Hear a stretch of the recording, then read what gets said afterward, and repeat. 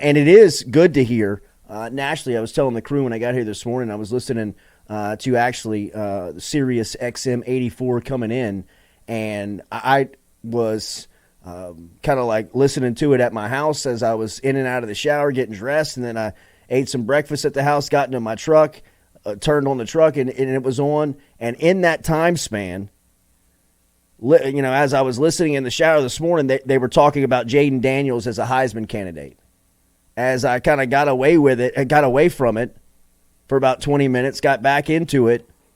As I turned on the car, they were still talking about Jayden Daniels in the LSU offense. I'm sure they broke away from it in between that time period. But point being is that the traction of Daniels being a national contender of one of the top quarterbacks in college football is finally starting to take fold. You're starting to hear it routinely. People are talking about it regularly. People have recognized how dominant he is playing the position, and he's starting to get his due respect nationally. And I think now he is in the Heisman discussion. Like, he will be once these odds start to come out and you start to see the first college football playoff ranking come out in a couple of weeks, and people start to talk about what the postseason is going to look like and how it's going to shape up. If Daniels keeps up this play, he will not be left behind.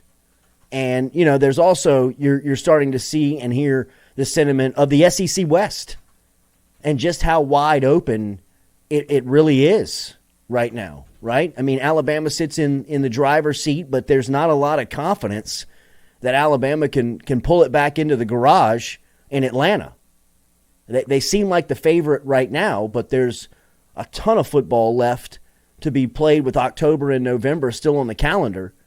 And, there is a piece or a part for LSU that puts them back in the discussion and possibly – could get them to Atlanta as a two-loss team. It would take, some maneuvering. It would take some things to happen. But as wild and wacky as it's been, through the first 6 weeks, who's to say that the final 6 aren't even crazier? I mean, the only defense that can stop Jayden Daniels is his own.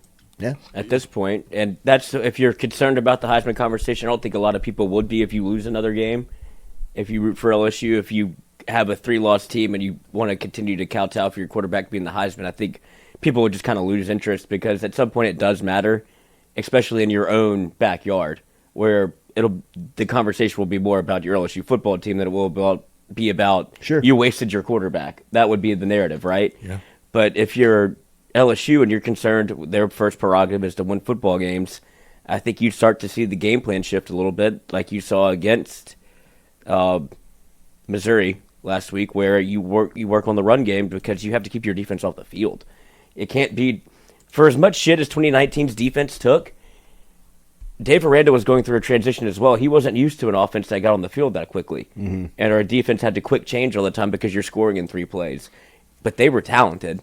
You had Christian Fulton. I mean, you can go down the list. Derek Stingley was as good of a freshman cornerback that's ever played at LSU. Grant Delpit coming like a Thorpe Award winner. You had players on that defense where, okay, they'll figure it out, and you have a top-notch defensive coordinator that can think on its feet.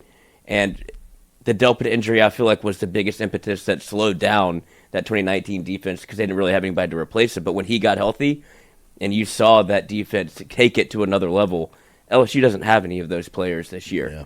And so you're trying to play keep away a little bit. And if Jayden Daniels stays in the national Heisman talk, he's going to have to do a lot of it with his feet and have to capitalize on big plays like you saw to Brian Thomas Jr., whatever that opportunity is available, you have to be perfect. Third time this year, LSU quarterback Jayden Daniels named SEC Offensive Player of the Week. That for his performance on Saturday. Daniels became the first player in LSU history to account for 4 touchdowns in 5 straight games. He threw for 3 on Saturday while he rushed for 1. He was 15 of 21 through the air for 274 and 3 scores, and he was specifically in that passing chart, he was 10 of 12 in the second half, which shows you just how good he was. And then he set a career best for 130 yards on the ground, accumulated nearly 400 yards of total offense. As Daniels right now, we've been saying, and the country's starting to take shape, that he's playing the position just about as good as anybody in the country, if not the best in the country right now.